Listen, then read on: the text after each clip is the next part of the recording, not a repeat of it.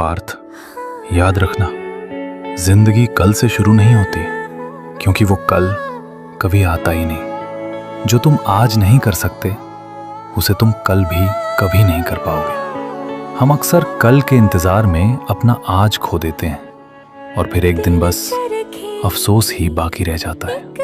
अगर जीतना है तो आज से ही लड़ना सीखो, क्योंकि बहाने बनाने वालों के लिए मंजिल हमेशा दूर होती है।